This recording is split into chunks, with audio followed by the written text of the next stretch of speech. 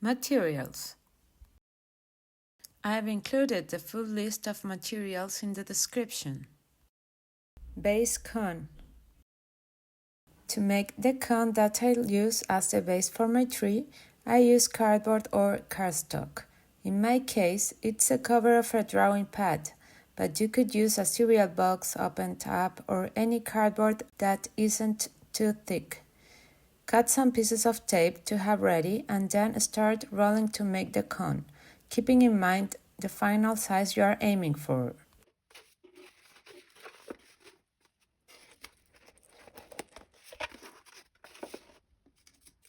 Secure the cone so it doesn't come apart. I didn't pay much attention to the tip because I'm going to cut it to add a star or a sphere. Cut the base.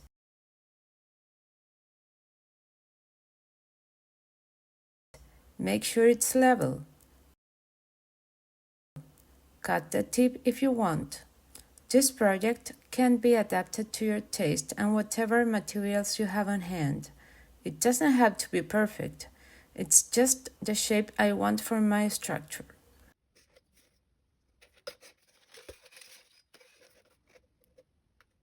To isolate this surface from the final structure and ensure it comes off easily, cover it with plastic 1 or 2 layers. Make sure to maintain the shape of the cone. You can use recycled plastic, film, or whatever you have.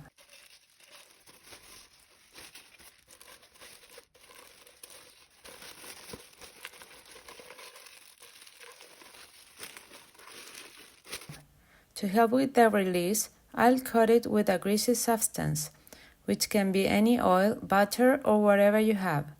The important thing is to cover it completely. I secured the inside with masking tape so it doesn't move, as it's important not to use paper on the outside to prevent it from sticking to the plaster. Final cone assembly. I'm going to cover it with fiberglass mesh. You can use tape like this or cut strips from larger mesh sheets. I prefer to use tape because I feel it's more flexible and will make the job easier, as the other one is a bit more rigid. Cut strips and place them on the cone.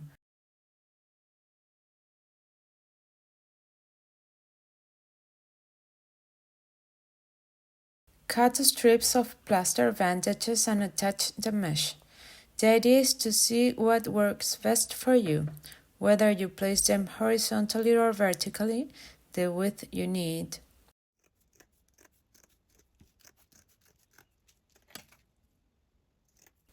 Soak in water and position them.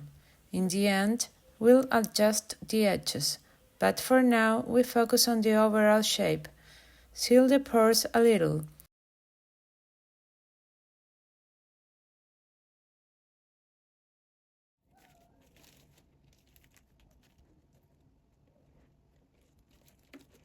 Adjust the mesh as needed as you go along.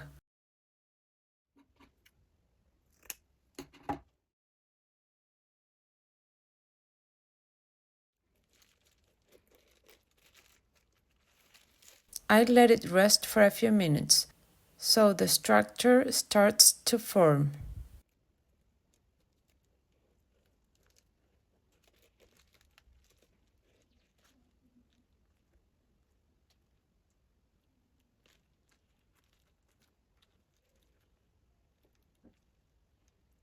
It's important that the entire surface is covered with mesh, because that gives it structure. This part requires a lot of patience.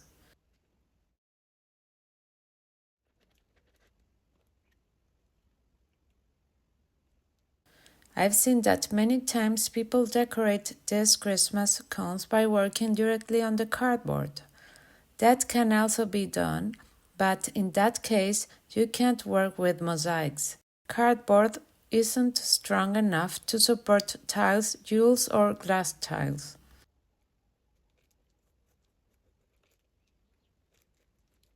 The first layer is done. I'm checking if I missed anything. In this case, we need a second layer because the plaster is on top of itself.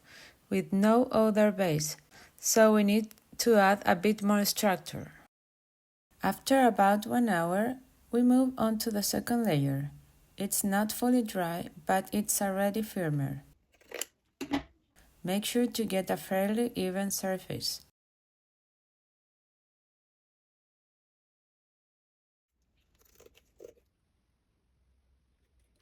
I'm done.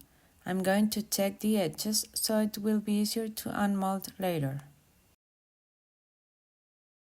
Let it dry for about 30 minutes. It has already gained some structure. I'm going to unmold it. If we let it dry completely, it might be harder to remove.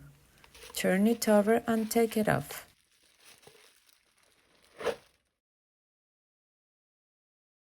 I'm going to adjust the edges a little.